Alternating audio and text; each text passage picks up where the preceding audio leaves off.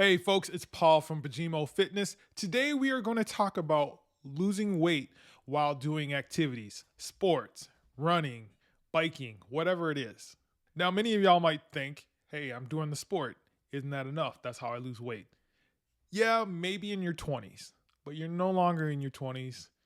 That's not the best way, at least, to do it. The issue is your body no longer just responds to stimulus, doing a little more extra cardio or whatever. You have to be a little more strategic in how you try to lose weight.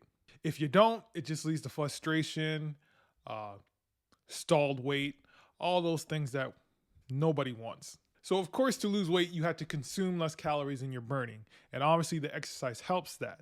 But there's ways to do this.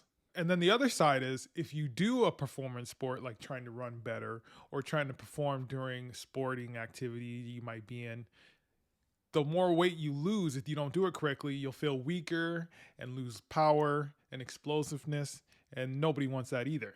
Optimally, you want to try to lose the weight actually in the preseason or before you actually start doing competition or running or whatever it is. This might seem a little odd, but it actually allows you to strategically go and do a little bit at a time instead of trying to add extra miles to do more and more so you can burn more calories. You can go with progression and slowly build yourself up. So the first thing I would do, eat whole natural foods.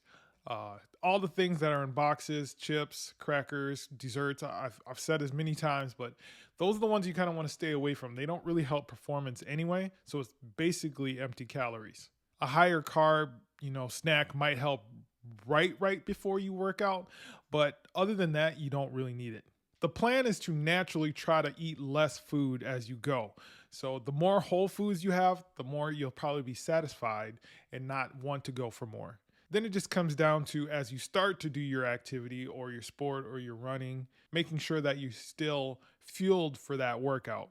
You may need to make sure you have a snack right before, but you never want to get to that point where you're just hungry all the time. That's probably too little calories and your body will fight that anyway. So just drop the calories slowly, eating whole foods. Don't try to feel like you're starving, but also make sure that you can feel that you can perform at optimal level still. Second thing you need to do, make sure you sleep and recover. Sleep and recovery are key in this spot. The more sleep deprived you are, the more you'll want, more food, other cravings. Number two, it will hamper your workouts because you're not recovering because you're not getting enough rest. And lastly, lift and still lift heavy. If you're not lifting at all, lift. If you're still lifting but you go easy because you're trying to lose weight, don't do that. That's not where you want to stop the expenditure of energy. You need to use it on keeping your muscle. You'll look leaner as you go on. And lastly, give yourself time to lose the weight. Don't try to lose 20 pounds in 3 weeks. That's when you start to lose your muscle and the performance goes down the tube, your energy goes down the tube, everything goes down the tube. And it's a horrible life trying to lose that much weight in little time. 1 to 2 pounds a week is totally fine.